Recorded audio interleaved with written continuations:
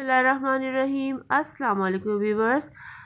Information of Pakistan law से मैं हूँ सैयदा फौजिया एडवोकेट और हमेशा की तरह आपकी शुक्रगुजार कि आप लोग मेरी वीडियोस को लाइक करते हैं, कंटेंट पसंद करते हैं। मेरी पूरी कोशिश होती है कि आपको अच्छी मालूमात दे सकूं। और मुझे एक शायद अब्बास नाम था उनका, फैसल नाम था, उन्होंने मुझे ये बहुत अप्रिशिएट किया था और ये भी कहा था कि मैं अपने जो मैं वीडियो बनाती हूँ, जो मेरा टाइटल है उससे मैं जो जहाँ मेरा बना होता है नाम का या इन्फॉर्मेशन लॉ का, वहाँ मैं उसको मेंशन भी करूँगी मेरा क्या टॉपिक है। तो मैं खुश शुक्रगुजार हूँ, आप लोग पसंद करते हैं और इतनी तारीफ़ माशाल्लाह मेरे इनबॉक्स में जब आती है तो मैं रब का शुक्र करती हूँ कि मुझे इस काबिल बनाया अल्लाह ने। और मेरे माँ बाप की दुआएं हैं, उनकी तालीमात हैं, उनका दिया हुआ इल्म है जो आप लोगों के अंदर मैं बांट रही हूँ, आप लोग मुस्तफ़ीद हो रहे हैं। तो इसके लिए इस अल्लाह के बाद मेरे माँ बाप के लिए दुआ कीजिएगा कि अल्लाह मेरे जन्नतुल फिरदौस के आला गोशे में जगह अता फरमाए। और दूसरी बात यह है कि मेरा टॉपिक, मेरी कोशिश होती है कि ऐसा ना हो जो आप लोग की समझ ना आए, या ऐसा ना हो जो आपको टेंशन हो कि भाई ये क्या मसला है, समझ नहीं आ रहा। तो आज मैंने आपसे कहा था मैं डिफरेंट टॉपिक, वही जो मैं कहती हूँ कि टॉपिक्स बताती जाती हूँ आपको, और पीनल कोड की डेफिनेशन बताई आपको, मैंने मतलब कई मरतबा मैं बताती रहती हूँ आपको, ताकि छोटे छोटे आपके जो पॉइंट्स आते हैं पेपर के अंदर आपको पढ़ने में लिखने में आसानी हो और आपको टेंशन ना हो कि भाई ये क्या करना है और क्या नहीं करना। तो मेरी पूरी कोशिश है कि मैं आपको घर बैठे आप आराम से मेरी वीडियो खोलें और आराम से आप लाइन याद करें, आराम से आपको टेंशन ना हो कि भाई अल्लाह हमें ये करना है, या कोई ऐसी टेंशन की बात हो। कोई ऐसी बात नहीं होगी और इंशाल्लाह आपको जो है समझ भी आएगा। मेरी पूरी कोशिश होगी कि आपको समझ भी आ जाए और आपको टेंशन भी ना हो कि आपको समझ आने का प्रॉब्लम है या कोई ऐसी बात है। तो अच्छे टॉपिक शुरू करते हैं हम अपना टॉपिक। वही एज यूजुअल मैं वही अपने अपने ज़रा मेरा पाकिस्तान का लॉ है तो मैं उसी में से निकालूंगी और ऑब्वियसली। अच्छा, पहला है सेक्शन 146 राइटिंग, ठीक है, पीपीसी यानी Pakistan penal code. Rioting, rioting क्या होता है? पहली बात तो ये पूरा चैप्टर जो है ना, मैं आपको बताऊं कि पब्लिक ट्रैंक्विलिटी के बारे में है, जिसमें ना जैसे कोई जैसे ना this chapter deals with the offence organise against public peace. The public peace and order में be distribute even by one single individual, but if many persons assemble together to disturb public peace and order, the trouble becomes magnified and deserves special treatment. This chapter deals with the offense committed by unlawful assemblies and the offense of writing an affair.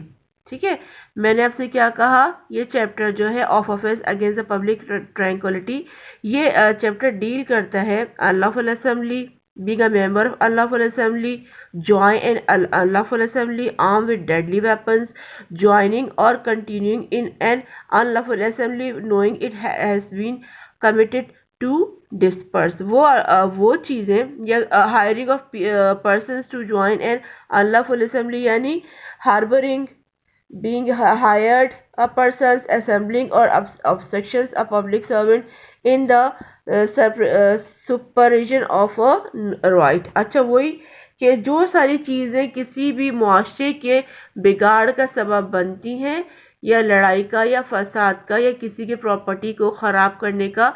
क्योंकि हमें, अगर हम, जैसे मैं पाकिस्तानी हूँ, मैं पाकिस्तान में रहती हूँ, तो मेरी पूरी कोशिश होगी कि हम अपने पाकिस्तान के, हम कहीं बाहर कंट्री में भी जाते हैं जहाँ हम कितने महज़िब हो जाते हैं। हम अमेरिका जाएं, हम कहीं पीक थूक सकते हैं? नहीं थूक सकते। हम कोई पेपर नहीं फेंक सकते, लेकिन हमने पाकिस्तान में रहकर हम कितने मज़े से गंदगियाँ फैलाते हैं, हमें ज़रा शर्म नहीं आती कि अब अपने मुल्क को ख़राब करें। अगर हम बाहर चले जाएं तो ना, एक हमारे जानने, मैंने किसी से वाक़या सुना था कि एक शख्स है ना, वो अमेरिका में कहीं जाके वो पीक थूक रहे थे, तो एक आदमी ने देख के फ़ौरन पुलिस को फ़ोन किया कि एक आदमी जो है ना, उसको खून की उल्टी आ रही है। अब पुलिस वहाँ से भागे, देखा तो वो आदमी खून की उल्टी नहीं, वो पान की पीक थूक रहे थे। सऊदी अरब में आप चले जाएं, मक्का मुकर्रमा में किसी की कोई चीज़ गिर जाएगी तो आप उसको उठा के डब्बे में डालते। हमारे यहाँ बड़े मज़े से उठा के चप्पर करके घर ले आते। अगर ये बुरी बात है कि आप है ना मतलब आप ये ना सोचें कि आप पाकिस्तान में रह रहे हैं तो पाकिस्तान की जड़ों को खोखला कर दें, आप पाकिस्तान के अमन को तबाह कर दें, आप पाकिस्तान की चीज़ें खा जाएं। ये तो हद है ना इस चीज़ की, और अल्लाह के हिसाब होता है इन चीज़ों का।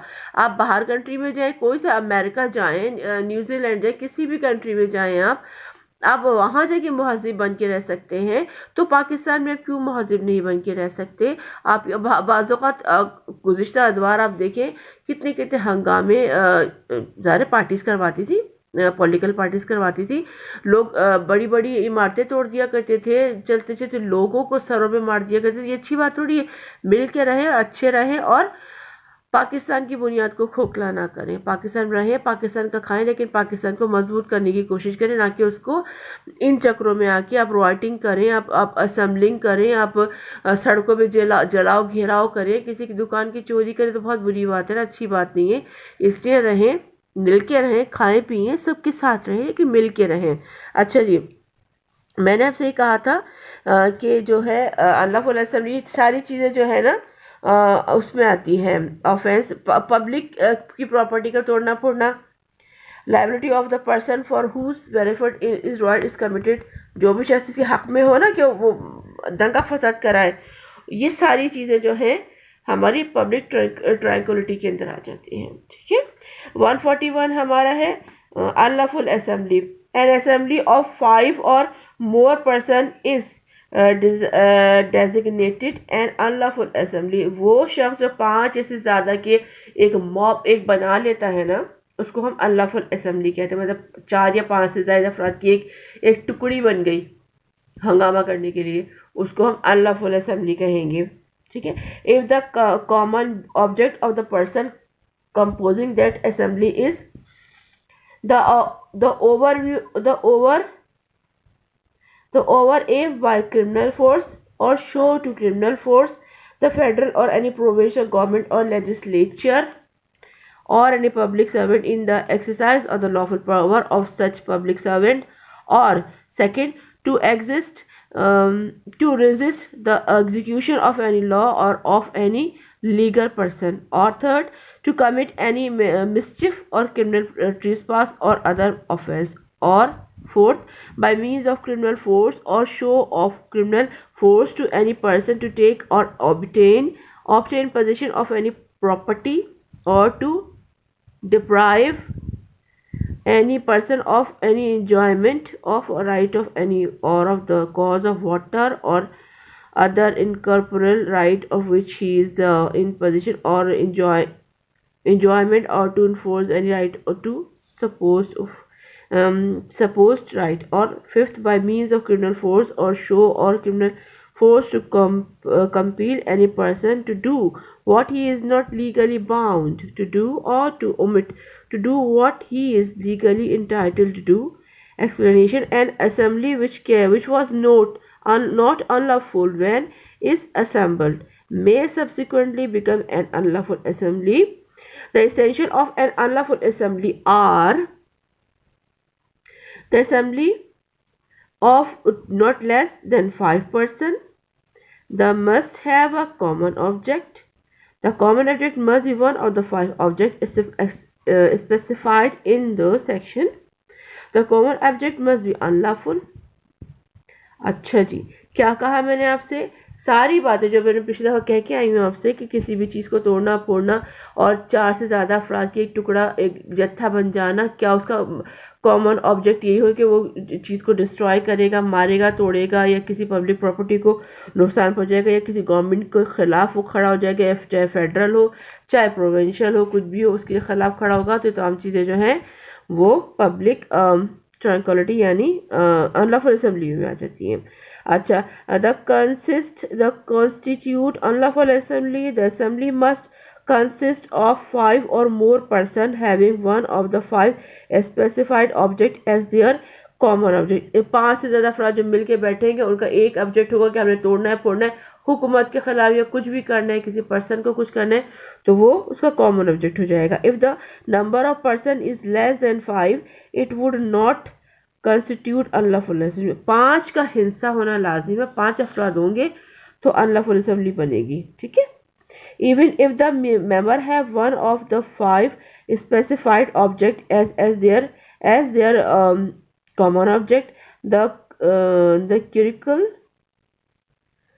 question to determine it's whether the assembly consisted or of 5 or more persons and whether the entertained one or more of the common object as specified by section 141.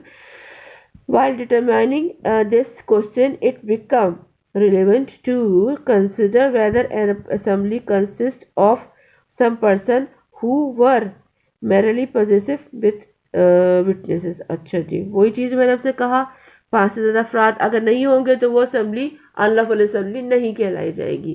5 से ज़्यादा अफराद जो होंगे वो मिलके बनाएंगे, उनका वही कॉमन ऑब्जेक्ट होगा, वो तोड़ा फोड़ी करेंगे, वो प्रॉपर्टी के नुकसान पहुंचाएंगे, तो वो अनलॉफुल असेंबली होगी। The requirement of section 141 is that order to succeed the prosecution must prove not only that an accused was a member of unlawful assembly but also that being such a member he used criminal force or by show of criminal force obtained possession of any property। ठीक है, कोई भी किसी शख्स की property के खिलाफ, किसी शख्स के खिलाफ कोई ऐसा मतलब वेपन भी दिखा सकता है उसको, और उसको धमकू भी सकता है। ठीक है, और deprive any person to enjoyment of right to way और द यूज ऑफ वाटर, मतलब किसी को पानी फेंके अपनी तसल्ली अपनी उसके लिए के लिए यूज़ करे पानी वानी का, या कोई ऐसे उसको मज़ा आ रहा है, बस वो किसी को तंग करने के लिए मज़े का यूज़ करे, एंजॉयमेंट कर रहा है।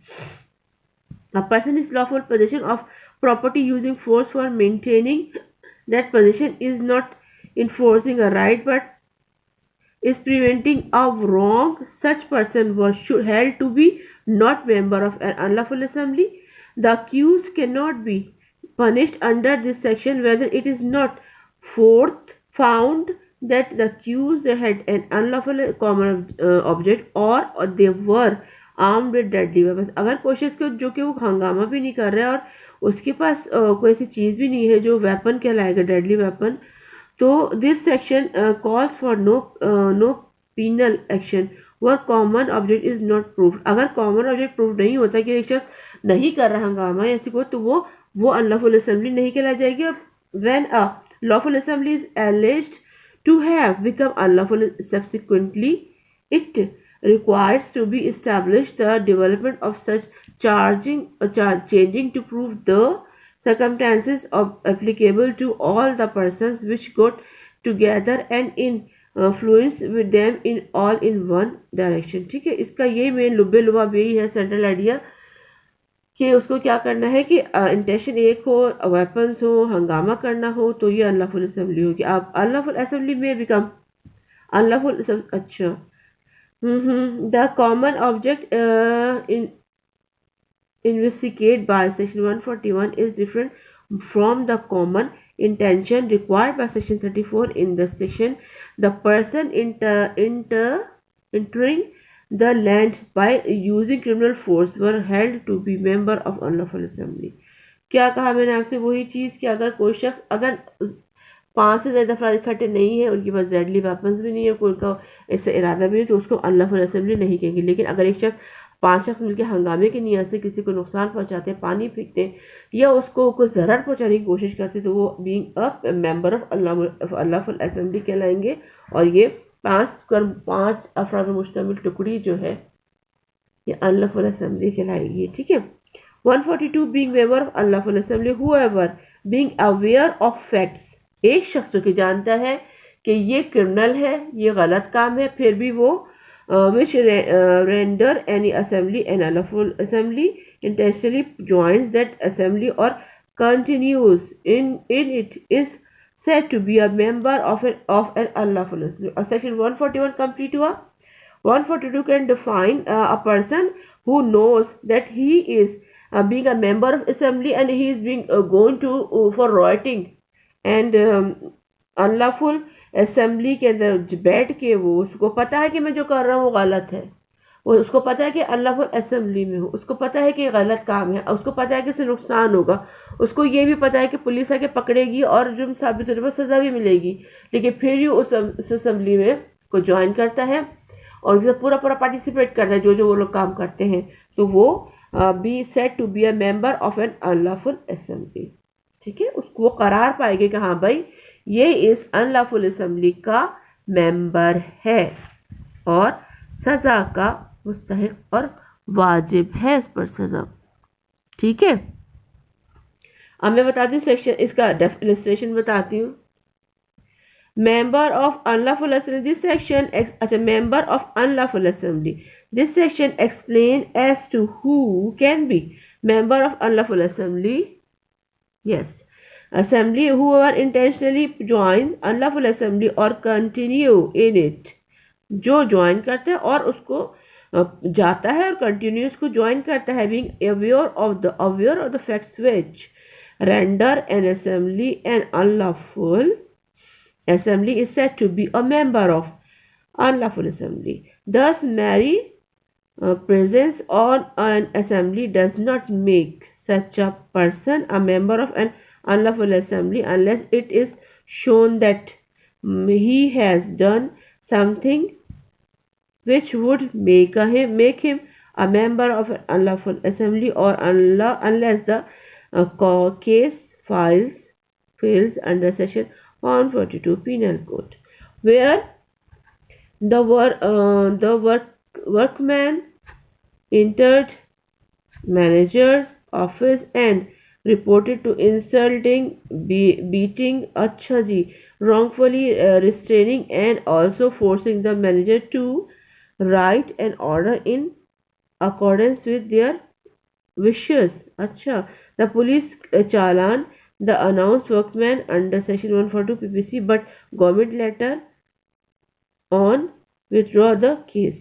अच्छा, the management means while approached National Industrial Relations Commissions in respect of the same incident, complaining that under the relevant provisions of this law. अच्छा जी, कोई काम करने वाला वर्कर कमरे में घुसे मैनेजर के और कुछ जबरदस्ती करे कि तुम मेरी जो ख्वाहिशात है उन पे लिखो, उनको एग्री करो, तो ये भी एक क्राइम ही है ना, कि आप किसी को जाके आप जबरदस्ती कहो कि हाँ भाई जो मैं कहूँ वो लिखते जाओ, कनपट्टी में बंदूक रख के या वेपन इस्तेमाल करके किसी भी उसको मतलब थ्रेट देना, धमकी देना, थ्रेट देना, उसको धमकाना कि भाई इस तरह ना होगा, इस तरह होगा, तो ये भी जनाब जरूरी तो है ना कि आप किसी को जाके जबरदस्ती उसको कहो कि आप मुझे ये काम करके दें। It was held that the ingredients of offense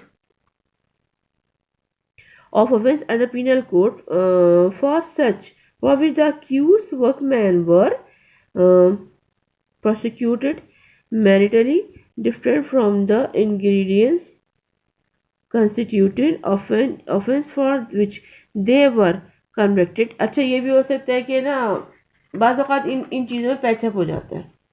बाज़ औक़ात बहुत बड़े, जैसे अभी दो कज़न आपस में लड़ जाएं और वो FIR कट जाए, लेकिन क्या होता है कि जो मकामी लोग होते हैं उनको पता है कि रिश्तेदार है आपस में या कोई भी ऐसी बात होती है तो पैचअप हो जाता है। बाज़ औक़ात मैंने एक मिसाल ये भी थी कि एक कज़न अपने दूसरे कज़न को मारता है, लेकिन जैसे FIR दर्ज होती है, लेकिन सेकेंड डे ख़ानदान वाले मिला के FIR को ख़त्म करवा देते हैं और ये होता है कि फिर आगे केस नहीं बढ़ता। बहुत से केसेस अपने उरूज और पीक पे जाने से पहले ख़त्म हो जाते हैं, क्योंकि वो FIR लॉन्च होती है तो फिर होता है कंप्रोमाइज़ हो जाता है, पैचअप हो जाता है और आपस में मिल बांट के बाद ये हो जाता है कि भाई छोड़ो ऐसे बच्चा है और इस तरह की बातें हो जाती हैं, तो पैचअप होने के बाद ये चीज़ ख़त्म हो जाती है, मतलब डिस्पर्स हो जाता है।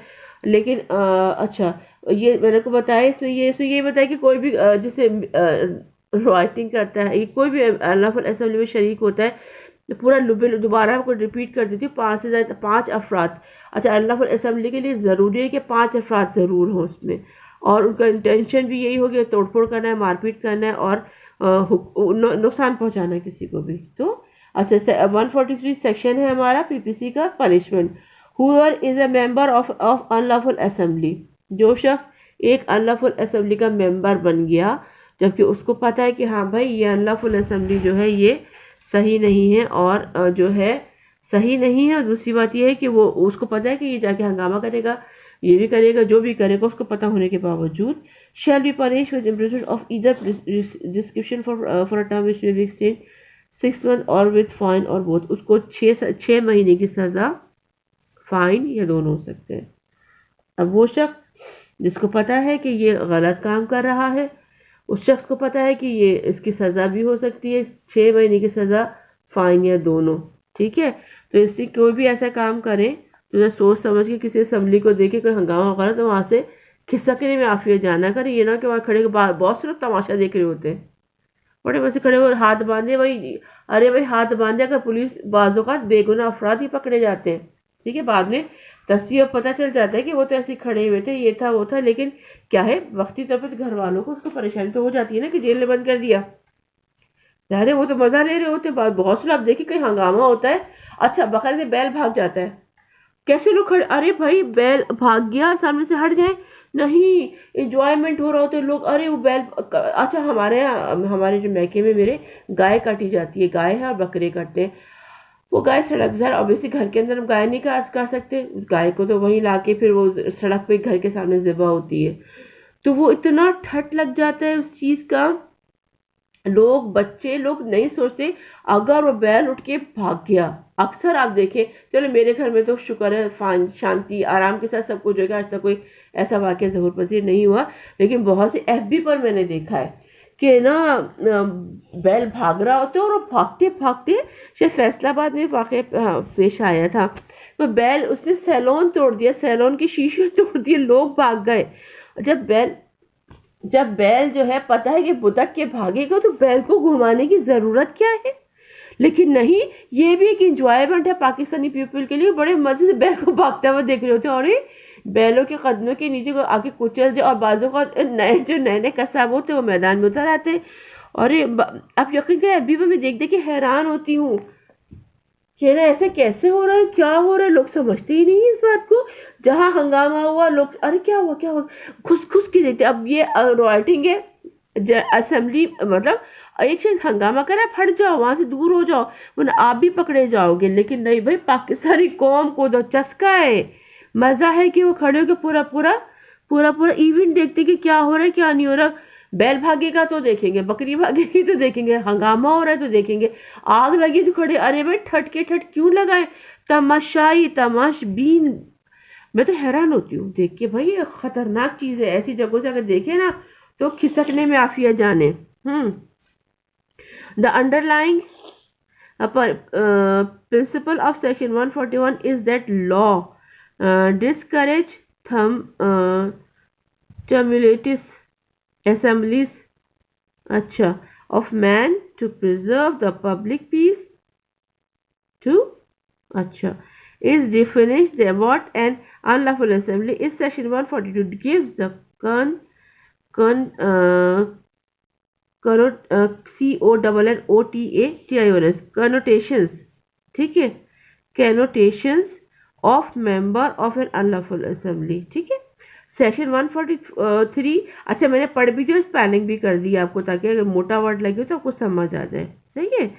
अच्छा, it does not requires that the purpose of unlawful assembly have been fulfilled. अच्छा वही जो मैं आपको कह के गई सारा का सारा, its member of family and other residents of the village assembly of all such person could not be condemned.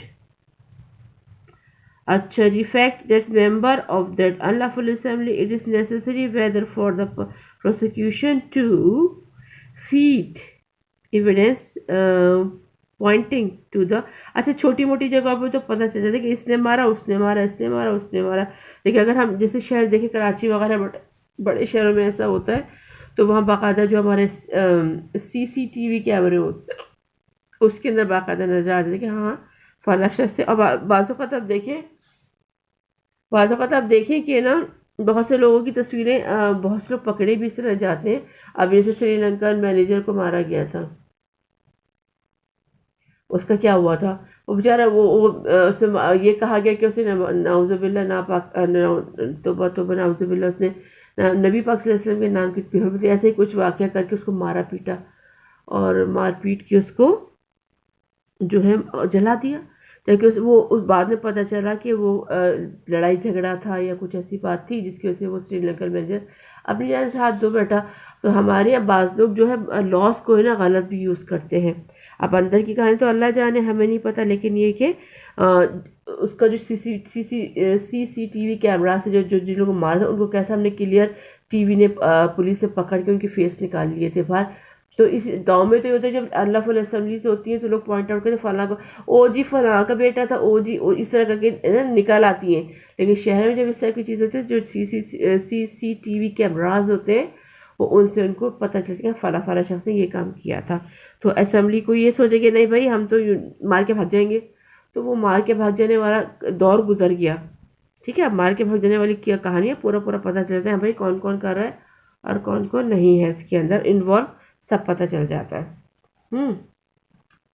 A crowd of persons assembling to see that what the police officer were doing in arresting a person who had escaped from lawful arrest, who do not use force or show or force, does not from an unlawful assembly, but where the common object found is to override the police in the performance of their duty। अच्छा, यही वैसे कहते police बाद को पकड़ के भी ले जाती है, बेचारा बंदा नहीं भी होगा ना उसको चल भाई ठुड्डा ठुड्डा मार मूर के बेचारे। अभी देखे ना जो एक वो लाहौर में पे जो वाकया हुआ था शहनाज इकराम वाला, उसमें तो ज़ाहिर डिफरेंट टाइप की स्टोरी बाद में पता चली।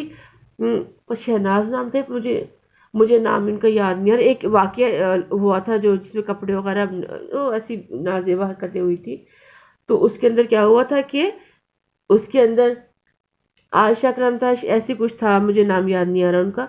तो उसमें एक 70 साल आदमी टी और अपने को बाकायदा पीट रहा था कि मुझे इस उम्र में लोग घसीट के ले गए, मैं तो अपनी बीवी तक को निकाह भर के गौर से देखता। मतलब वो सारे बीवी से पर रोमांस ही फरमाते थे। वो एज उनकी कहाँ उनका पकड़, इतना रौला उन्होंने डाला हुआ था।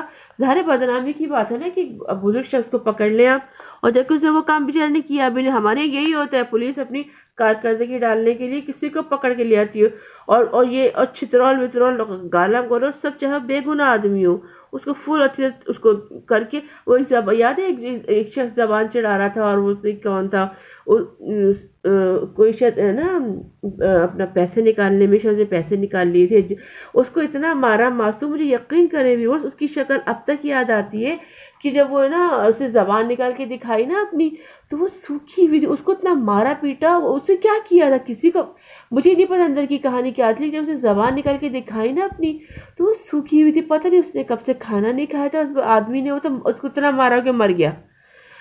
उसकी कब से जबान सूखी हुई थी, उसको पानी भी यकीन पिलाया नहीं था पिलाया। बहुत अफसोस होता है इस टाइप की बातें देख के मुझे कि मिल के रहें, आवाम को आवाम समझे, कोई कुत्ता घोड़ा थोड़ी है आवाम बगैर। ठीक है, जो जिसने किया जुर्म, वो तो जो बेचारे मुजरिम नहीं होते उनको भी इतनी मार कूट के इतना ज़्यादा करके, मतलब ये लोग पुलिस और फोर्स में आके अपने आप को नौजुबिल्ला खुदा समझते। जाने नहीं होती कि इंसानों की, मुजरिम है जो भी है, जब तक उसका जुर्म साबित ना उसको इतना मारा पीटना नहीं चाहिए कि वो जान से ही गुजर जाए बेचारा। मुझे बहुत अफसोस होता है। मिल के रहें, सारे लोग आपस में एक दूसरे का ख्याल रखें। बड़ी बात तो यही है ना ज़िंदगी में। बड़ी बात तो यही है ना ज़िंदगी में कि मिल के रहें, एक दूसरे का ख्याल रखें। ज़िंदगी ना ख़त्म हो जाना है। अब देखिए हैप्पी न्यू ईयर आ रहा है, 2 दिन रह गए साल ख़त्म होने में। तो ज़िंदगी ने बीत जाना है, वक्त ने गुजर जाना है। मिल के रहें, चाहे वो पुलिस हो, चाहे अल्लाह फुल असेंबली में बेगुनाह लोग पकड़ के मारना पीटना। देख तो ले अपने आप को मर्द तो ना पुलिस मैन साबित करें, ताकि सबका। अब बाहर की पुलिस देखिए हमारी कितनी अच्छी है।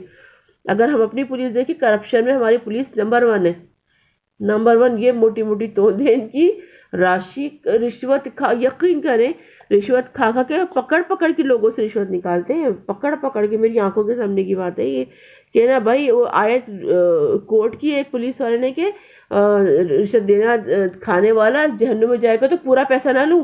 उस पुलिस ऑफिसर के अल्फाज है जो उसने पूरी आयत कोर्ट करके बताई।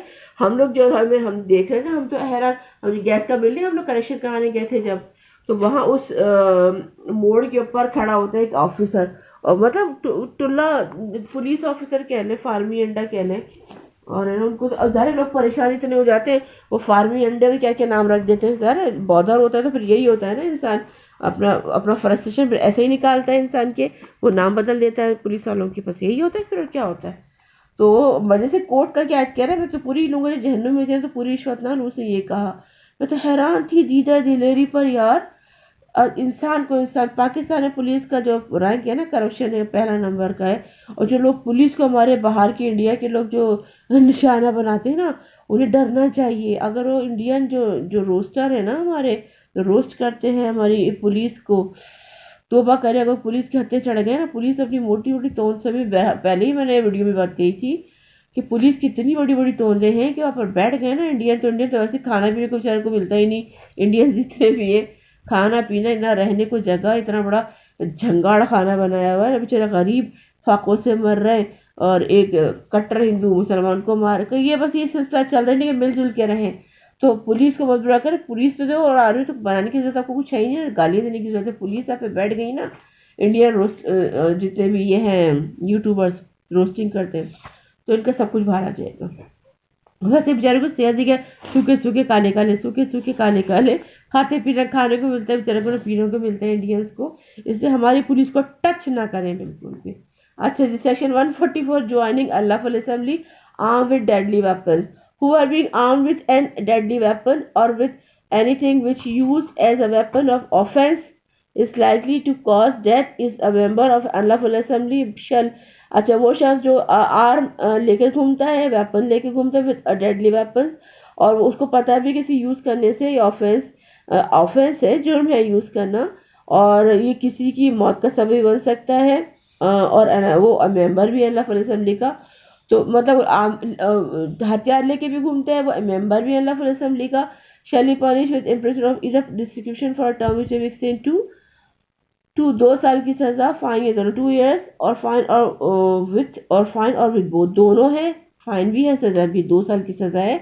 आप एक बड़े हम लोग हमारे इंटीरियर में होता है ना, बड़े मजे शान से गन लगा के ऐसे ऐसे ऐसे चलते हैं, वो जो बॉडी गार्ड्स वगैरह होते हैं या कोई ऐसी बात। मैंने बहुत से लोगों को देखो, वो हमारे इंटीरियर स्टेट में जो है ना, वो एक इज्जत है समझी जाती है, एक गन लटकी हुई होगी ना, वो तो वो क्या कहते हैं उसको, जीदार माणू, वो जीदार माणू कहलाते हैं। धड़ फायरिंग हो रही है, शादियां हो रही है, फायरिंग पे फायरिंग आ रही है। और बाजू का तो दूल्हा दुल्हन कोई भी मर जाए, फायरिंग करते रहो, फायरिंग चढ़ जाए, करते रहो फायरिंग। हमारा जीदार माणू आसान जो, ये इंटीरियर सिंध की बात करी मैं, पंजाब तो कभी गई नहीं, मैं सिंध की बात करी। तो हमारे सिंध में ये मतलब जीदार, एक बहादुर से ब्रेव मैन के तौर पे, एक गन का टीटी का होना ब्रेव मैन के तौर पे कहलाया जाता है।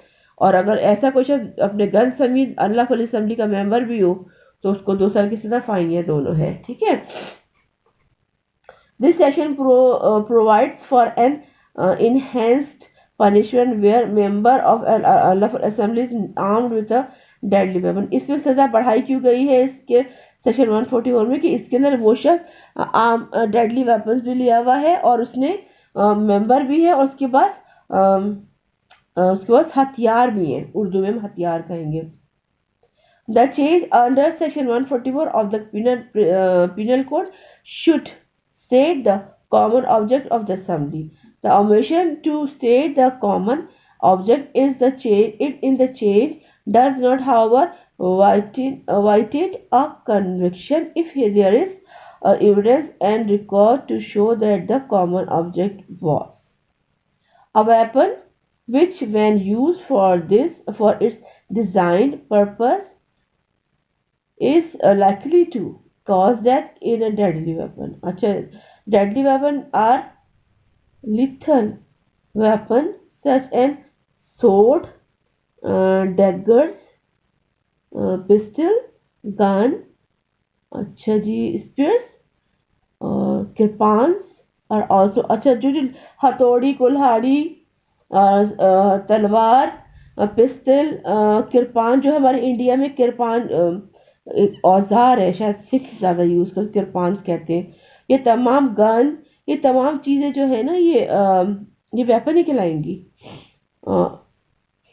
It was doubled is doubted whether lathi is a deadly weapon. ये थोड़ा It is another a case was positively lied that लाठी is not usually regarded as a deadly weapon. अच्छा, लाठी को हम deadly weapon तो नहीं कह सकते, लेकिन अगर घुमा के लाठी मार दिया तो अगर सर के पुष्ट वगैरह पर तो मौत वाकई हो सकती है, तो डेडली वेपन क्यों नहीं कह सकते।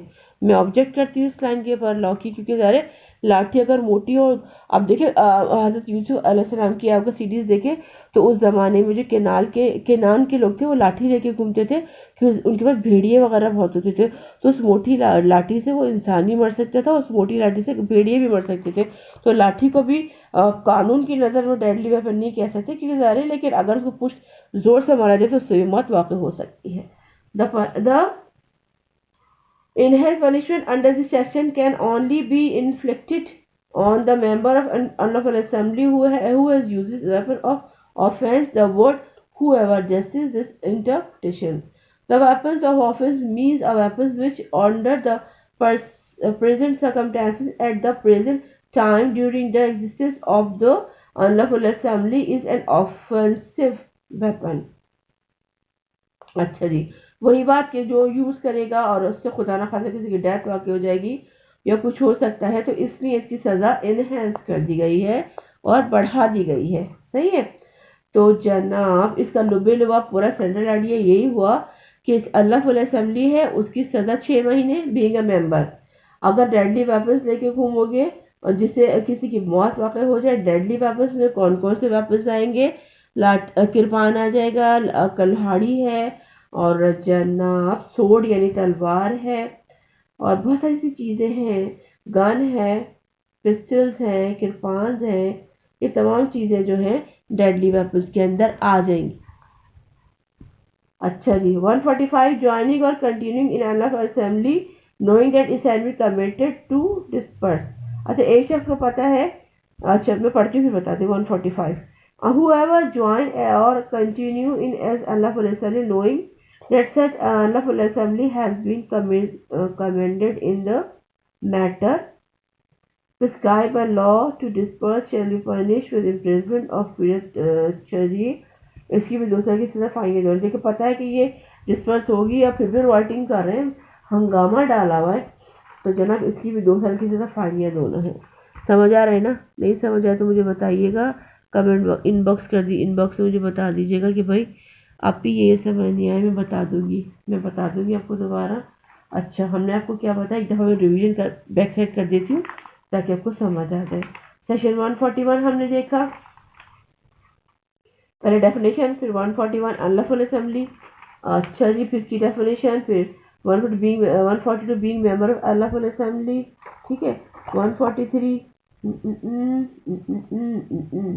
पनिशमेंट है, इसमें वही 6 महीने की सज़ा, फानियाँ, दोनों बोर हो जाती है, बटे बटे आवाज़ें निकालना शुरू हो जाती है मैं। अच्छा, 141 joining Allah assembly with arm deadly weapon, सज़ा 2 साल, फानियाँ दोनों। अच्छा जी, एक शख्स पता है 145 कि उसको ये ज्वाइनिंग और continuing in unlawful assembly knowing it has been commanded to disperse, इसकी भी सज़ा 2 साल, फाइन 2 साल ही है ना, हाँ 2 साल फाइन या दोनों, हो गया। अब सेक्शन 146 राइटिंग, 146 राइटिंग,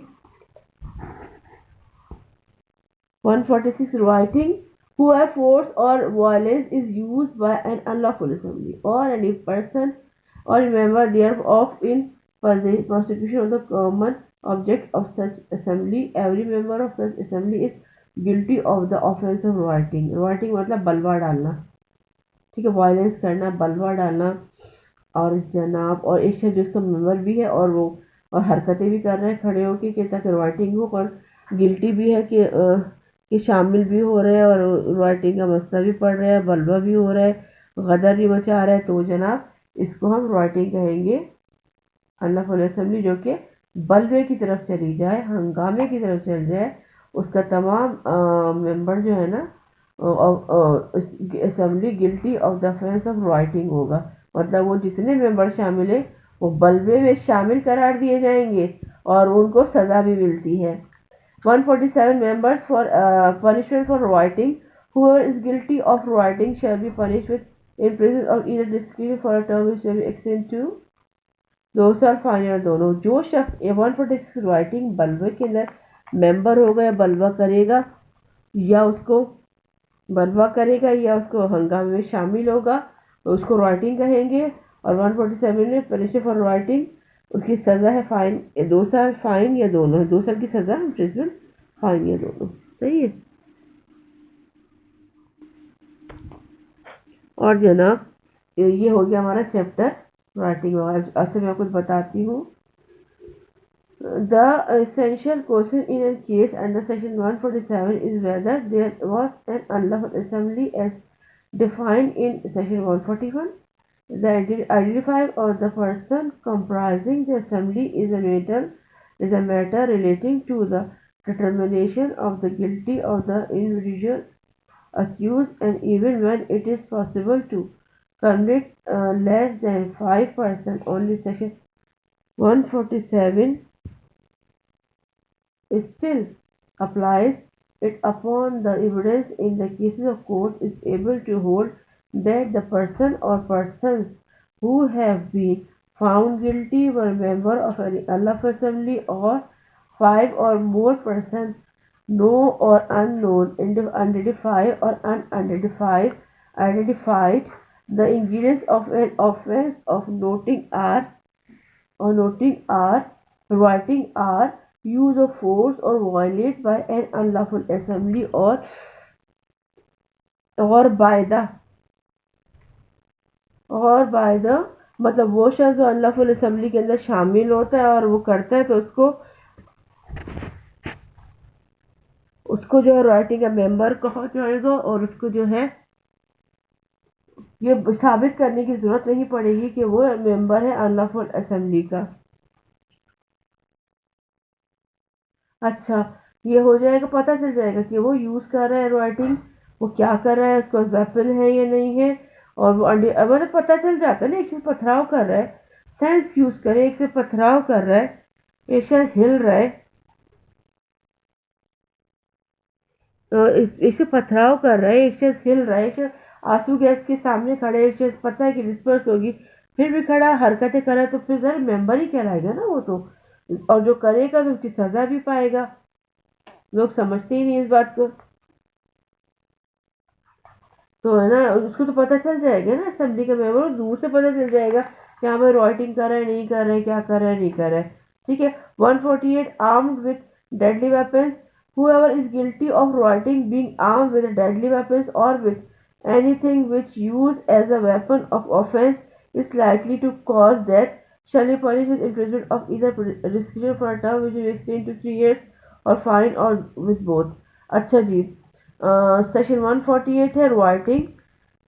जो शख्स राइटिंग करता है उसके पास डेडली वेपन्स होते हैं और वो उसके अंदर और उसका जुर्म साबित भी हो जाता है तो उसको जो है सज़ा है 3 साल की, फाइन या दोनों है। अच्छा, वो शख्स जो डेडली वेपन्स यानी गन, पिस्टल, कृपान, कुल्हाड़ी या कोई ऐसी चीज़, सोड, तलवार लेके घूमता है और जो साबित भी हो जाता है कि इसने भाई ये काम कर रहा है और राइटिंग में शामिल है, तो उसको 148 सेक्शन पीपीसी के तहत 3 साल की सज़ा, फाइन या दोनों होती है। इसलिए तो कहते हैं देखभाल के चले, क्यों कहते हैं माँ बाप क्यों परेशान रहते, इसलिए तो रहते हैं भाई घर से बाहर निकलो तो अपने अमान में, अल्लाह पाला अपने अमान में रखे। Deadly weapon stick in not deadly weapon the अच्छा, बड़ी बात यह है कि समझने की बात है, इतना आपको चैप्टर समझ आया या नहीं आया, ये भी मुझे आपसे पूछना होता है, आप मुझे बता तो देते हैं। और सवालात वगैरह भी पूछते हैं, सवालात का जवाब मैं देती जाती हूँ। अच्छा, आपने पूछा कि आपको ना डिक्शनरी आपने मुझसे पूछा था ना, तो आज मैं लेके बैठी हूँ अपने साथ, क्योंकि उठ के मोबाइल इसमें जाना रिकॉर्डिंग तो ख़राब होती है और मेरे पास तो पता है मेरे हस्बैंड भी होते हैं, मेरी बच्ची भी होती है, कभी कोई मोबाइल में आगे हाथ नीचे, मेरे हस्बैंड ने भी इसकी चुगलियाँ दिखा दी थी अपनी, तो कुछ मेरे पास पता नहीं होता कब मेरी बेटी को बैठे बैठे हंसी आ जाती है, तो सारी आवाज़, इसलिए मैं हर चीज़ पास लेके बैठती हूँ। अभी आपने देखा नहीं जो उंगलियाँ आई थी, ये मेरे हस्बैंड की थी, वो चेक कर रहे थे कि लाइट कहाँ जा रही है। ये मेरे साथ होता है, इसलिए जब मैं बैठी हूँ मेरी बच्ची हिलती है, हंसती है, कभी कुछ तो आवाज़ें आती ही रहती हैं। अभी आपने देखा जो 4 बड़ी बड़ी उंगलियाँ जो मेरे हस्बैंड की थी, वो चेक करते लाइट कहाँ जा रही है। तो मेरे साथ ये होता है, ये ड्रामाज मेरे साथ चलते हैं, इसलिए ना मैं हर चीज़ आप भी तो मैं साथ पास लेके हमने कह भी जैसे कि हम ना अपनी वीडियो बना रहे 1 घंटे की, थोड़ा टाइम लगेगा। उन्होंने फिर भी आगे अपनी उंगली चेक करा दी कि लाइट आ रही है कि नहीं आ रही है। तो मेरे साथ ये होता है, मेरी बेटी पास बैठी होती है, कभी मुस्कुरा रही होती है, कभी वो हंस रही होती है, तो बस इसी में समझे कि मिल मिला के बैठ के फिर मैं बनाती हूँ। इसलिए मैंने अपनी अपनी डिक्शनरी रख ली थी। अभी डिक्शनरी मेरी आप देख लें, ठीक है। मैंने आपसे कहा था मेरे पास justice justice doctor Tanzeel Rahman की डिक्शनरी है मेरे पास। कानूनी लुगत अंग्रेज़ी उर्दू इंग्लिश टू उर्दू, ठीक है, ये मैंने ली थी। अच्छा, मेरा वही है क्योंकि मैं हैदराबाद से हूँ तो मैंने हैदराबाद लॉ हाउस से ली थी। आपका जो नज़दीकी लॉ हाउस है आप वहाँ से इसको ले सकते हैं। अच्छा, हमारे तो सिंध लॉ कॉलेज के अंदर हमारी लाइब्रेरी भी थी। आप लाइब्रेरी से बोरो कर सकते हैं, लाइब्रेरी से बोरो कर सकते हैं और लाइब्रेरी से ले सकते हैं, वहाँ भी मिलती है। लेकिन अपना जब ले लेंगे ना, आपको जब जिधर मेरे अम्मा ने अब्बा ने दिला दी थी मुझे, ख़रीदी थी मैंने, अब तक मेरे काम आ रही है, ठीक है। अब ये देखें, ये अक्यूज़ की डेफिनेशन, अक्यूज़ की, ठीक है, अक्यूज़ की डेफिनेशन है मुल्जिम। मुल्जिम से मुराद वो शख्स, मुल्जिम ये रहा, मुल्जिम से वो शख्स मुराद जिसके खिलाफ मजमूअत ताज़रात पाकिस्तान या किसी कानून मुख्तसिर मुकाम के तहत किसी जुर्म के irतिकाब का इल्ज़ाम लगाया गया हो, लेकिन वो शख्स जिसके खिलाफ फौजदारी अदालत में ज़ेर दफ़ा 488 488 ज़ाब्ता फौजदारी। अच्छा, तो मुल्जिम के गर्ज से तकाज़ा पेश किया जाएगा, मुल्जिम की तारीफ में नहीं आता। ये कानूनी शहादत मतलब पढ़ेंगे ना तो लफ्ज़ मोटे मोटे हैं, लेकिन ये कि आप जैसे इंग्लिश टू उर्दू है समझ आ जाएगी आपको। हाँ भाई, क्या है क्या नहीं है, ठीक है। मैं आपको शुरू से दिखाऊंगी ये सारा इसके अंदर ये ना मतलब आपको जो अल्फाज ढूंढने हो वो होगा अबंडन, अक्यूज्ड, देखें कितनी खूबसूरत बनी हुई ऊपर से। इंग्लिश लॉ ये है सारा, कानूनी लुगत है। ए का ए से क्या क्या आएगा हमारे यहाँ। अच्छा, एबोकटर, एपकटर, अच्छा जी, क्या क्या लिखा हुआ है इसमें। अबंडन है, चीज़ें हैं, अबंडेंट ऑफ एक्शन है, तर्के नालिश और अबंडेंट ऑफ चिल्ड्रन। अगर 12 साल से कम उम्र के बच्चों का बाप या माँ या मुआविज बच्चे को इस नियत से किसी जगह डाल दे या छोड़ दे कि इस बच्चे से कता ताल्लुक कर लेगा तो इस शख्स को सजाए ताज़ीरात, अच्छा, सज़ा का मौजिब होगा। और अगर इस बच्चे वाक़ई को मौत वाक़ई हो जाए तो उसकी भी सज़ा है। देखिए कितनी बड़ी, क्या क्या लिखा हुआ है, आप देखें, पूरा पूरा पता है इसके अंदर सारा। ये डिक्शनरी है, इस अगर आप चाहे तो ना आप इसके अंदर जो है ना ये कुछ भी आपको जो आपने कहा ना से आपने मुझसे पूछ रहे हैं तो भाई अब मैं बताते देती हूँ। अब घंटा 1.5 घंटे की वीडियो बैठी इसलिए कि बना दूंगी, लेकिन अब कुछ खुद भी तो मेहनत करते हैं ना। और मैं मुझे ये कहा गया कि मैं मतलब उसके ऊपर जो मेरा नाम लिखा होता है ना इंफॉर्मेशन पाकिस्तान लॉ पे, मैं मेंशन करूँ कि मैंने क्या लिखा है, क्या मैंने लेक्चर दिया है, तो वो भी मैं कर दूंगी, सब कर दूंगी। लेकिन कुछ काम खुद भी तो करने होते हैं। लेकिन मुझे बहुत अच्छा लगता है, मुझे कहते हो आप भी ये करके दे दें, तो आप ही बेचारी पिघल जाती है, मासूम से आप ही हूँ ना मैं, इसलिए बता देती हूँ। सारा कुछ मौजूद है डिक्शनरी। अगर जस्टिस डॉक्टर तंजील रहमान की नहीं मिलती ना तो आप ऐसा करें किसी और की ले लें, ले लेना, लेके कितनी कितनी जगह क्लेम है, ये देखें, विड्रॉल क्लेम, सारा उर्दू इंग्लिश सब लिखा है आपको इतने अच्छे। और जैसे अगर इंग्लिश आपकी बहुत अच्छी है तो आप खुद ही खुद सारा अपने इसको अपने वर्ड्स के अंदर कन्वर्ट कर सकें। देखिए, सिविल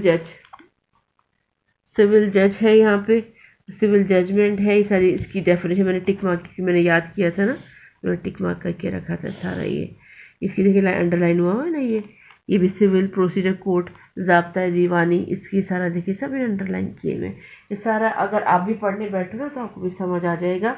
बस ज़रूरत इस अमर की है, ज़रूरत इस अमर की है कि बुक खोली जाए, बुक में देखा जाए, बुक में पढ़ा जाए। क्योंकि ज़ाहिर हर कोई घोल के तो पिला सकता नहीं कि भाई घोल के पिला दिया जाए तो ना ये घोल के पिला दिया जाए तो भाई आ जाए, ये मैं नहीं कर सकती, ठीक है। अच्छा, हम लोग डायरियाँ लिखते हैं, उस डायरी में क्या लिखते हैं हम लोग, हमारी केसेस की डीलिंग होती है ना वो लिखते हैं उसके अंदर।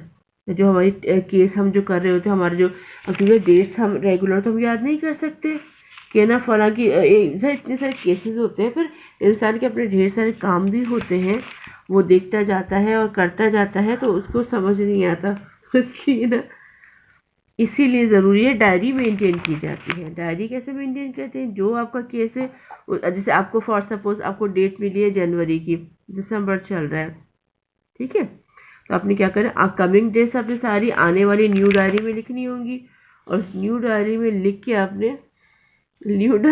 के आपने क्या करना होगा कि उसको फिर मेंटेन, मतलब आपकी डायरी लॉ की डायरी होती है, उसमें आपने क्या करना होता है, ये तो प्रैक्टिस जब आप केसेस करेंगे अपने तब की बात है, तब होगा। अभी तो खैर ये दूर की है, तो एजुकेशन तो हासिल कर लें, उसके बाद फिर करेंगे। अच्छा देखें यहाँ कानून मुस्लिम की डेफिनेशन देखें, जो कोई शख्स खुदा को एक और हज़रत मोहम्मद मुस्तफ़ा सल्लल्लाहु अलैहि वसल्लम को आखिरी नबी मानता हो और तमाम और ज़ुर्रियत दीन पर अमल रखता हो और ख़ुद को मुसलमान कहता हो, मुसलमान है। ज़ुर्रियत दीन से मुराद वो अमूर जो बदीही है और तवातुर से साबित है, मतलब नमाज, ज़कात, हज, रोज़ा वग़ैरह। अच्छा जी, इसके अलावा शराब, चोरी, ज़ना वग़ैरह इन तमाम चीज़ों से है ना बचेगा, और जो अल्लाह ताला ने मना किया है ना उन तमाम कामों से बचते हुए अपने आप को अल्लाह की राह के लिए मुख्तस रखेगा और अल्लाह के कानून के ऊपर चलेगा, तो उसको हम मुस्लिम कहते हैं। देखिए उसकी डेफिनेशन भी लिखी हुई है, सब कुछ इसके अंदर है। आप देखेंगे, खोलेंगे तो पता चलेगा ना कि क्या है क्या नहीं है। ये सारा वो है, डिक्शनरी है मेरी, ओथ है, देखिए सौगंध भी लिखा हुआ है। ओथ का मतलब कसम, कसम हलफ उठाने वाले शख्स के मजहबी अकीदे और रिवायती तक दी जाती है। अब जैसे हिंदू है उसको हम कुरान देंगे तो कभी हाथ खा के इस पर नहीं कसम खाएगा, बाकी वो खा लेगा वो तो, क्योंकि उसको कुरान का डर ही नहीं है। अगर हम उसको गीता देंगे उसकी उसकी किताब है वो, तो जो शख्स जिस मजहब से बिलोंग करता है ना तो उसको उसी की कसम, ये लिखा सौगंध या कसम, उसी अकीदे की कसम खिलाई जाती है। समझ आया? नहीं समझ आया? ओथ ऑफ ओथ है, ओथोन है, हर चीज़ लिखी हुई है इसके अंदर। अगर देखना चाहें आपको बहुत इजीली मिल जाएगी, कोई टेंशन की बात नहीं है। अच्छा जी, केस करने का जुबैदा ने कहा था, जुबैदा चौधरी है ना, उन्होंने कहा था कि केस करने के लिए जो है उन्होंने कहा था कि हैदराबाद कौन से कोर्ट में जाएं, तो मैंने कहा भाई देखा जाएगा, अभी तो मैं हैदराबाद नहीं आ रही क्योंकि सर्दी बहुत है। हाँ, मेरा बीच में ट्रिप लगाने का मूड है, हाँ इंशाल्लाह, तो जब मैं आऊँगी तो तब देखेंगे। अभी तो मैं फ़िलहाल हैदराबाद नहीं आ रही हूँ। आप ऐसा करें, 2-3 एडवोकेट की मैं आपको अपने इनबॉक्स में आपको बता दूँगी उनके नाम, क्योंकि अभी नहीं बता सकती, इनबॉक्स में बता दूँगी मैं आपको उनके नाम, आप नोट कर लीजिएगा। और नोट करने से ये होगा फिर आपको जो है समझ आ जाएगा कि हाँ भाई क्या कर रहे हैं क्या नहीं करना है, वो बता देंगे। उनसे मशवरा ले लिएगा ना, मशवरा लेने में क्या है, और वैसे मैं मना कर दूँगी, वैसे फ़ीस वगैरह में थोड़ा कंसेशन भी कर देंगे, और फीस वगैरह में कंसेशन भी कर देंगे आपको, और मसला भी नहीं होगा। ठीक है, मेरी डिक्शनरी है, मैं आपको बार बार जूम इन और जूम आउट करके दिखा रही हूँ ताकि आपको समझ आ जाए, आपको टेंशन ना हो बिल्कुल भी कि ना प्रॉब्लम ना हो। ये देखिए मेरी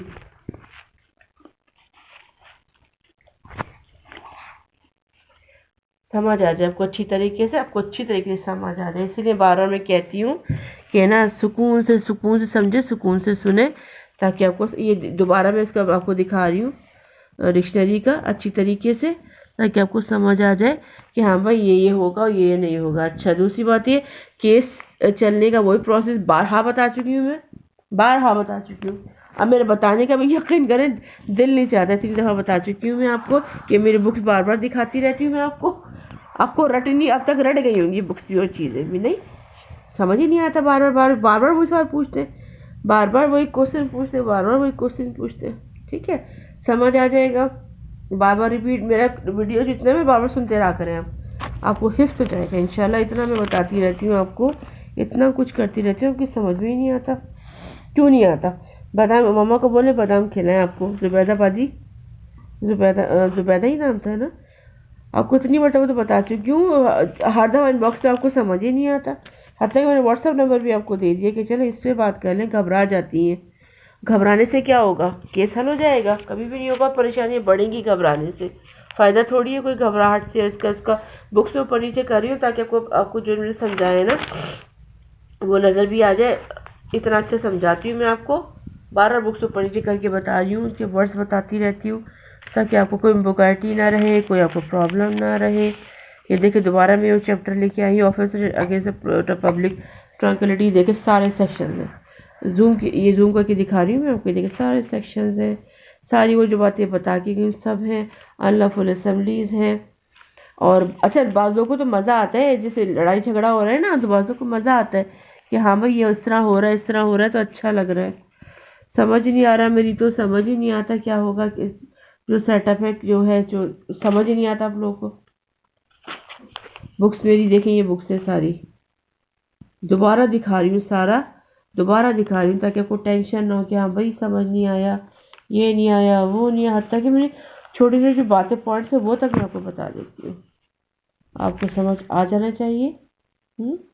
अच्छा, दूसरी बात ये कि आपने जो टॉपिक्स मेरे लिए हैं ना सारे, ये मैंने जो नंबर वगैरह भी लिखे, ये सारा इसका इंडेक्स है पाकिस्तान पीनल कोड का, ठीक है। पहले ही बता चुकी हूँ, ये देखिए सारा इंडेक्स है। इसमें जो अच्छा, इसमें आपने क्या करना है पता है, जो क्वेश्चन जो आपके बहुत ज़्यादा आए हुए होते हैं ना, और वो क्वेश्चन है, और मतलब ज़ाहिर हर साल तो लॉ तब्दील नहीं हो जाता, लॉ वही का वही रहेगा, कानून वही रहेंगे। अगर आप है ना थोड़ी सी मेहनत कर लें तो आपकी कोई टेंशन की बात नहीं रहेगी। लेकिन जो हम अपने कॉलेज में पढ़ते हैं ना, हम जो कॉलेज में पढ़ते हैं वो चेंज होता है थोड़ा सा, और जब हम प्रैक्टिकल लाइफ में आते हैं तो वो चेंज होता है। इससे तो आप लोग कन्फ्यूजन का शिकार हो जाते हैं, और कन्फ्यूजन का शिकार होने के बाद ये जो है मसला पड़ जाता है। इसलिए थोड़ा अगर आप स्टडी कर रहे हैं, थोड़ा बहुत कोर्स जाके ज्वाइन करें किसी में, मतलब सीनियर, मैंने अपने स्टूडेंट लाइफ के अंदर ही ज्वाइन कर लिया था, मैंने एलएलबी कंप्लीट करने से पहले ही। तो अगर आप जाके देखें वहाँ पे कोर्ट जाएं, कोर्ट में आप देखें बेंचेस वगैरह बैठती है, वहाँ आपको बिल्कुल डिफरेंट टाइप का माहौल मिलेगा बनिस्बत क्लासरूम के, आपको बिल्कुल अलग माहौल मिलेगा। हम क्लास में कुछ पढ़ते हैं, वो वहाँ इतना हमारा काम नहीं आता। जो हम जाके एक रेगुलर क्लासेस लेते हैं ना, उसमें जाके पढ़ने का एक अलग बात होती है, और कोर्ट जाके प्रैक्टिस करने की अलग बात होती है। इसके लिए आपको चाहिए कि आप जाके ज़रा कोर्ट वगैरह भी देख के आया करें। और जैसे कोई पाबंदी, लॉ स्टूडेंट पे कोई पाबंदी नहीं है कि वो जाके पढ़ नहीं सकता है, वो जाके कुछ नहीं कर सकता। इसके अलावा मैंने आपको सेशन जजेस वगैरह का ही बताया था, याद है? ये देखिए मैंने आपने कहा था सेशन जजेस वगैरह, यही मैंने आपको सारी इसकी डेफिनेशन सब बता दी थी। ये देखिए फोल्ड करके दिखाती हूँ, ये भी सब बता दी थी मैंने आपको। ये आपके लिए नोट्स बना बना के मैं रखती जाती हूँ, कौन सी कोर्स कर सकती है, कौन से नहीं है सीआरपीसी का, ये भी मैंने आपको पिछले 1 घंटे की वीडियो में पूरा वेरियस कोर्स क्लासेस भी बताई हैं, उनके मजिस्ट्रेट के पावर्स भी बताए, सेशन जजेस, हाई कोर्ट, सबकी डेफिनेशन मैं आपको बता चुकी हूँ। और दोबारा जूम कर ये नोट्स में बना बना के रखी जाती है। अब लोग परेशान हो रहे होते हैं ना, उसके लिए मैं सारा काम करके रखती हूँ ताकि आपको मसला ना हो किसी भी चीज़ का। और दूसरी बात यह है कि मेहनत करें, मेहनत में अज़मत है। नहीं समझ आता है मुझसे पूछ लीजिएगा। और मेरी घंटे घंटे की वीडियो मैं इसलिए बनाती हूँ ताकि आपको जो प्रॉब्लम हो ना आपकी क्लियर हो जाए, एम्बिग्विटीज़ है वो क्लियर हो जाए, आप टेंशन से बच जाए। मेरा ये प्रॉब्लम है, मेरा ये मसला है कि आप लोग को टेंशन ना हो, क्योंकि आप लोग जो है ना, आप लोग यही करते हैं कि सारा कुछ मैं ही बता देती हूँ आपको। और दूसरी बात यह है कि अब मैं आपको बता दी जाती हूँ कि आपको समझ आ जाए, आपको कोई मसला ना हो, कोई वैरायटी ना हो। फिर भी अगर मसला पड़ जाता है तो मुझे इनबॉक्स में आप बता देंगे। ये देखिए नोट्स भी बना बना के मैं आपको दे रही हूँ, और ये मेरे ऑफेंसेस रिलेटेड जितने भी इंडेक्स भी दिखा रही हूँ। ये देखिए दोबारा मैं जूम करके दिखा देती हूँ आपको ताकि समझ आ जाए। इंट्रोडक्शन भी बता दिया मैंने आपको, सब कुछ बता दिया, बुक्स वगैरह का सारा सब कुछ बताया, कोई एम्बिग्विटी रहेगी। मैंने हाथ के डिक्शनरी भी आपको दिखा दी, कानूनी लुगत है, इसमें जो जो आपको समझ नहीं आए वो भी पता चल जाएगा। फिर भी नहीं समझ आता है तो मुझे दोबारा इनबॉक्स में बता दीजिएगा, मैं समझा दूंगी, बता दूंगी। ये जैसे तंजील रहमान की कानूनी लुगतें और भी मिल रही होंगी, वो भी ढूंढ सकते हैं बाज़ार में, कोई टेंशन की बात नहीं है। नहीं समझ आता है दोबारा बता दीजिएगा मुझे, टेंशन की कोई बात नहीं है। और क्या बोलूँ मैं, अब समझा कि मेरा भी दिमाग दर्द करने लग जाता है। ठीक है, अपना अपना ख्याल रखिएगा। नहीं समझ आता हमें दुआ में ही याद रखिएगा, हमारे गले के लिए दुआ भी कीजिएगा। देखिए कितनी मेहनत से नोट्स बनाती हूँ मैं आपके लिए, कितना सब कुछ करती हूँ। अच्छा, क्वेश्चन आप लोग भेजते रहते हैं, मैं क्वेश्चन कंपाइल करती जाती हूँ, क्वेश्चन कंपाइल करने से ये होता है, मुझे इजी हो जाता है कि मैं भूल ना जाऊँ, फिर आप लोग शिकवा ना करें। देखो आप ही से पूछा, आप ही ने बताया नहीं। आपकी एक सजेशन आई थी कि अपने में इंफॉर्मेशन लॉ के पाकिस्तान के ऊपर अपना टॉपिक भी मेंशन करूँ, तो इतना बड़ा टॉपिक, इतने सारे 1 घंटे के टॉपिक से मैं मेंशन नहीं कर सकती ना। वीडियो खोल के देखनी पड़ेगी, वीडियो को देखना पड़ेगा, सुनना पड़ेगा, तब समझ आएगा। अच्छा, फिर भी कोई एम्बिग्विटी रह जाती है तो मुझसे पूछ लीजिएगा, इनबॉक्स कर लीजिएगा। कोई मसला है तो बता दीजिएगा। साल ख़त्म होने वाला है, साल ख़त्म होने वाला है। आपके लिए बहुत सारी मेरी दुआएं हैं। अल्लाह में हम सबको आबाद रखे, आप सबको भी आबाद रखे, हमें भी आबाद रखे। सबके लिए दुआ खैर करती हूँ। और जनाब इसके साथ मुझे सैयदा फौजिया एडवोकेट को दीजिए इजाज़त। इस अपने मन के साथ जहाँ रहे, खुश रहें, आबाद रहें। मैं आपको वक्त से पहले ही हैप्पी न्यू ईयर कह रही हूँ। ये नया साल अल्लाह करे हम सब के लिए, पाकिस्तान के लिए बहुत सारी खुशियों का पैगाम लेके आए। अपना ख्याल रखिएगा, दुआ में याद रखिएगा। नहीं समझ आता है, सवाल इनबॉक्स करके पूछ लीजिएगा। मुझे सैयदा फौजिया एडवोकेट को दीजिए इजाज़त। अल्लाह हाफिज़, अल्लाह निगहबान।